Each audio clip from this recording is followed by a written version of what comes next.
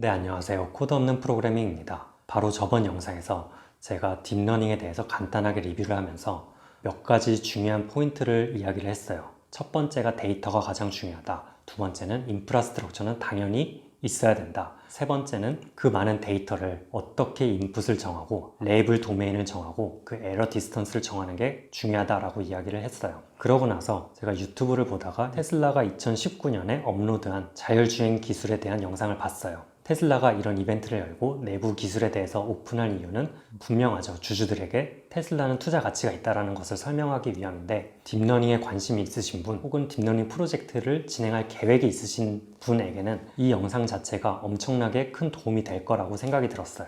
그래서 이 영상을 딥러닝 프로젝트와 관련이 된 사람들에게 더 자세히 알려주면 좋겠다라는 생각이 들어서 천천히 리뷰를 하는 시간을 가져볼게요. 그럼 바로 영상 시작할게요. 바로 유튜브에 들어가서 테슬라 오토노미 데이라고 검색을 할게요. 19년 4월 22일에 스트리밍이 된 영상이 있어요. 첫 번째가 하드웨어 파트, 두 번째가 컴퓨터 비전 파트예요. 하드웨어 for 딥러닝이라고 생각을 하시면 되고, 두 번째도 딥러닝에 관한 내용이에요. 우선 첫 번째 하드웨어부터 알아볼게요. 네, 이분은 피터 바논이라는 사람이에요. 하드웨어 디자인에 꼴을 나타낸 거예요. 파워 컨섬션은 낮을수록 좋은 거고, 뉴럴 네트워크 퍼포먼스를 위해서 최소한 50 트릴리언 옵스가 필요하다라고 써있어요. 50조라는 뜻인데 엄청난 연산량이에요. 그리고 여기서 눈여겨보셔야 되는 것은 배치 사이즈가 1이에요. 레이턴시를 최소로 갖기 위해서 배치 사이즈를 0으로 놨다라고 하는 건데, 여러분들이 딥러닝을 사용해서 리얼타임 어플리케이션을 사용한다면 배치 사이즈를 1로 놓는 것도 하나의 팁이 될 수 있겠죠. 당연히 여기서의 배치 사이즈는 인퍼런스를 의미하는 거예요. 포스트 프로세싱을 위해서 GPU가 들어갔다. 계속해서 영상을 진행할게요. 딥러닝을 위한 하드웨어 보드예요. 여러 가지 시그널들이 두 칩에 똑같이 들어간다라고 이야기를 하고 있어요. 두 개의 칩에서 인디펜던트하게 각각의 시그널 처리를 하고 플랜을 만든대요. 그리고 두 칩의 결과를 비교해서 같을 때만 액션을 취한다라고 이야기를 하고 있어요. 실제로 차가 어떻게 움직였는지 밸리데이션이 필요하다라고 이야기를 하고 있고, 정말로 우리가 관심 있는 거는 이 칩 아니겠죠. 미래에 나올 하드웨어를 믿고 솔루션을 만들어 갈 수 있기 때문이죠.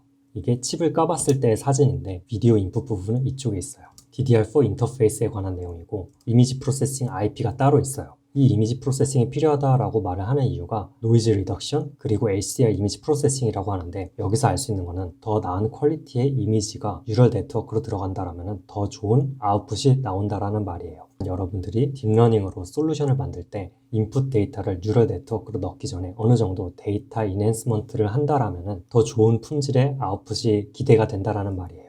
이 파트가 뉴럴 네트워크 프로세싱 유닛이에요. 상당히 큰 자리를 차지하고 있어요. 이 내부를 보시면은 두 개의 연산 유닛이 들어있고, 나머지는 전부 SRAM이에요. 그리고 이 NPU에 성능이 나와 있는데 36 트릴리언 옵스라고 써 있어요. 두 개가 들어있으니까 총 72 트릴리언 옵스가 되는 거죠. 아까 처음에 하드웨어 타겟이 50 트릴리언 옵스였어요.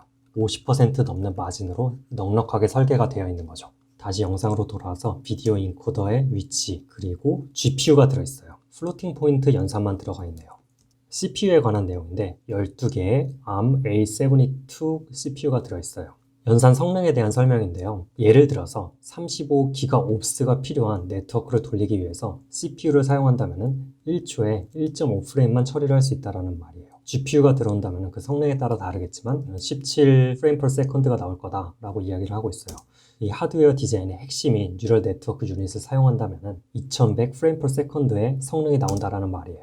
우리가 뉴럴 네트워크를 실제로 인퍼런스를 돌리게 되면 대다수의 연산은 컨볼루션 혹은 디컨볼루션이라는 말이에요. 거의 모든 연산이 합성 곱이라는 건데, 당연히 뉴럴 네트워크 프로세싱 유닛은 이 합성 곱을 최대한 옵티마이즈 시키는 방법으로 설계를 했겠죠. 이것은 각 데이터 타입별 덧셈과 곱셈의 전력 소모량을 나타낸 거예요.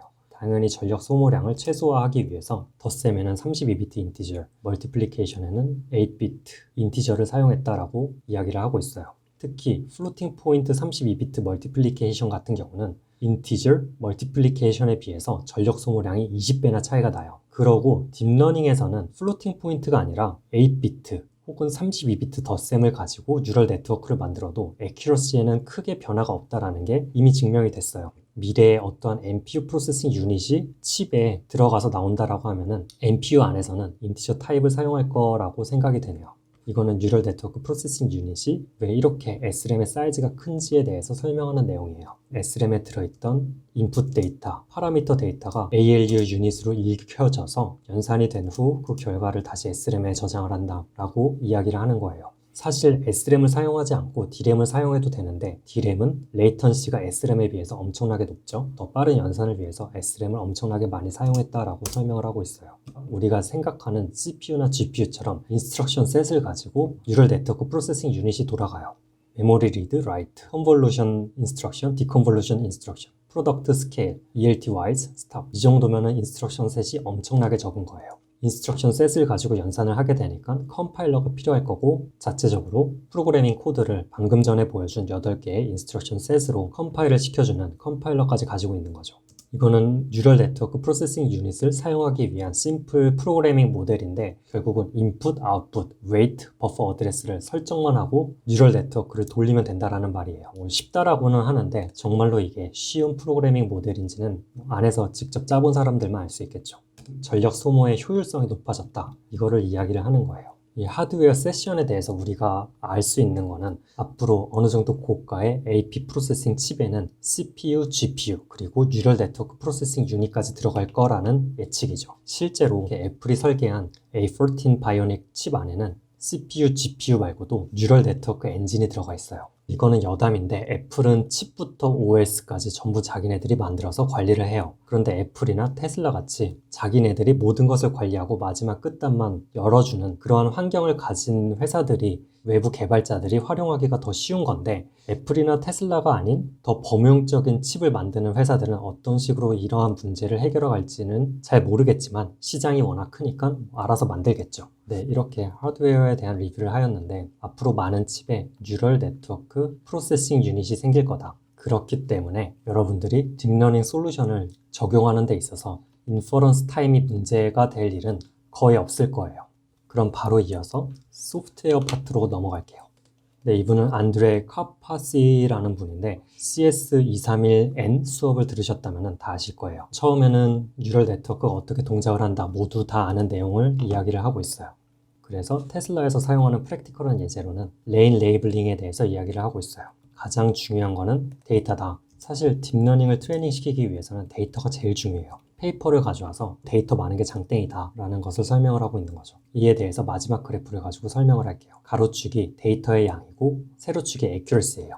성능이 가장 낮은 모델이 데이터만 엄청나게 많다면 성능이 가장 좋은 모델보다 좋을 수도 있다라는 말이에요. 이 데이터가 몇 가지 넘어가는 데는 10배 혹은 100배의 데이터가 필요해요. 그런데 일단 데이터만 쌓아 놓으면 모델을 바꾸는 거는 사실 어렵지가 않아요. 새로 모델 디자인해서 이미 쌓아 놓은 데이터를 다시 사용해서 트레이닝만 시키면 되는 거죠. 그리고 이 모델의 액큐러시를 올린다라는 게 사실은 리서치의 분야가 더 커요. 그래서 될지 안 될지 확실하지 않기 때문에 확실하지 않으면 투자를 안 하는 게 또 산업이잖아요. 그런데 데이터가 많아지면 무조건 성능이 좋아지니까 그냥 확실한 거에 투자를 많이 하게 돼요. 그리고 이 투자는 데이터는 그 자체로 쌓여가는 거니까 미래에 조금 더 좋은 모델이 나왔다라고 하면은 모델 리트레이닝을 시킬 수 있으니까 결국은 지금 시점에서는 데이터 쌓는 게 더 중요하다라는 말이에요.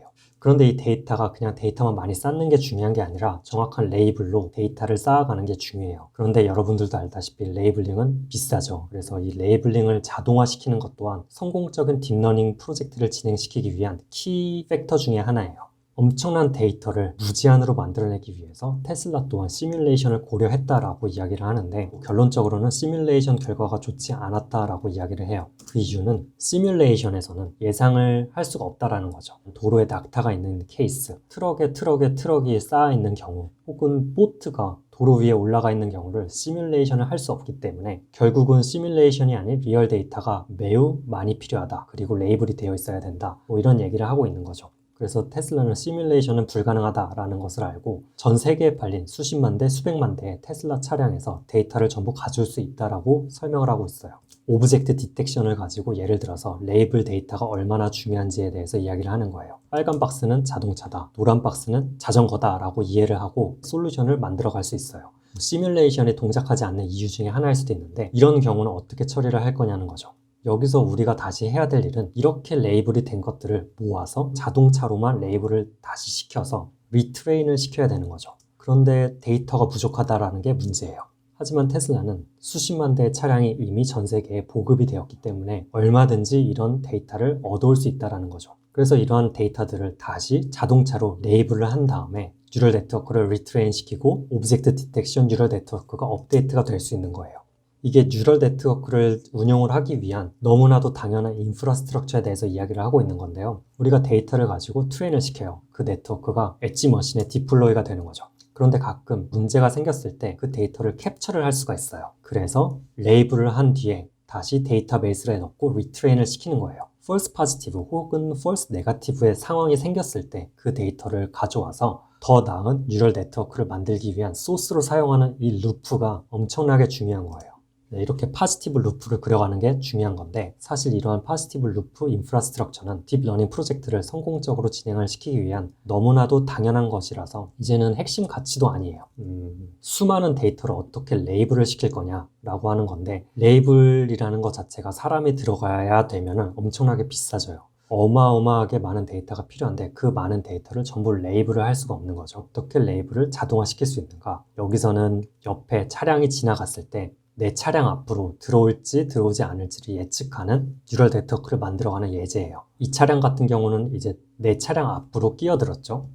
이거를 어떻게 레이블을 할 수 있냐? 기본적인 아이디어에 대해서 물어보는 건데 갑자기 내 차선 앞에 차량이 생긴 경우를 전부 뽑아낼 수 있을 거예요. 그 비디오를 가져와서 마이너스 5초, 마이너스 10초를 하는 거죠. 차량이 끼어들기 전 몇 초간의 비디오는 무조건 확보가 된 거고 그 비디오는 몇 초 뒤 내 앞으로 끼어들 거다라는 레이블이 자동으로 된 거예요. 굉장히 좋은 아이디어죠. 이미 결과를 알고 그냥 몇 초 전으로 돌아가서 미래에 대한 레이블을 자동으로 시켜줄 수 있는 거예요.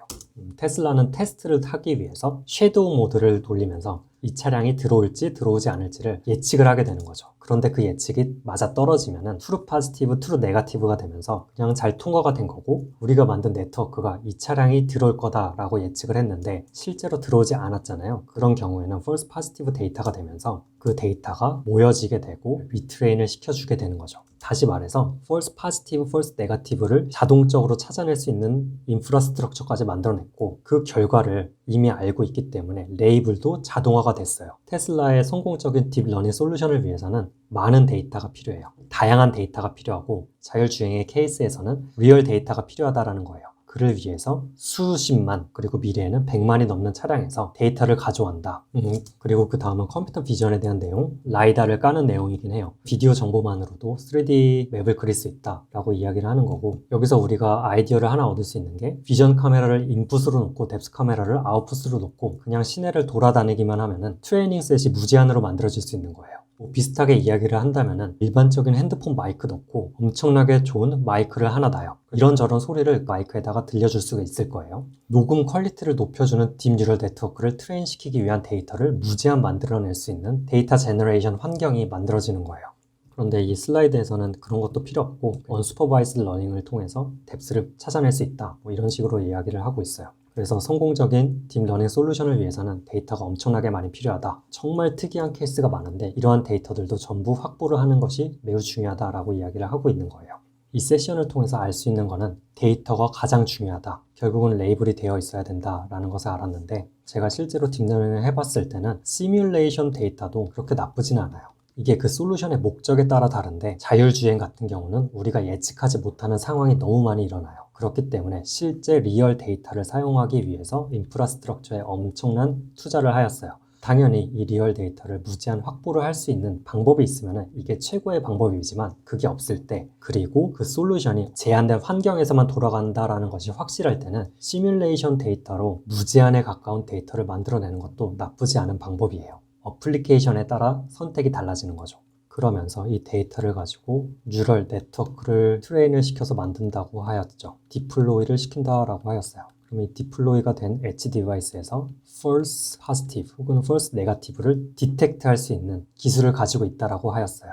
false positive, false negative를 확보한 다음에 레이블까지 돼서 다시 데이터베이스로 들어간다라는 이야기. 그러면은 새로운 데이터로 리트레인이 되고 내부적으로 당연히 테스트는 돌리겠지만 결론적으로 이 루프가 돌아가면서 이 뉴럴 네트워크는 시간이 가면 갈수록 점점 더 똑똑해지고 완벽해지는 구조를 만든 거예요. 그럼 이렇게 테슬라를 이용해서 딥러닝 아키텍처가 아닌 딥러닝 프로젝트를 올바른 방향으로 진행할 수 있는 방법, 미래에 대해서 이야기를 하였는데 어느 정도 인투이션이 생겼을 거라고 생각을 하고 이번 영상은 이렇게 마무리를 할게요. 감사합니다.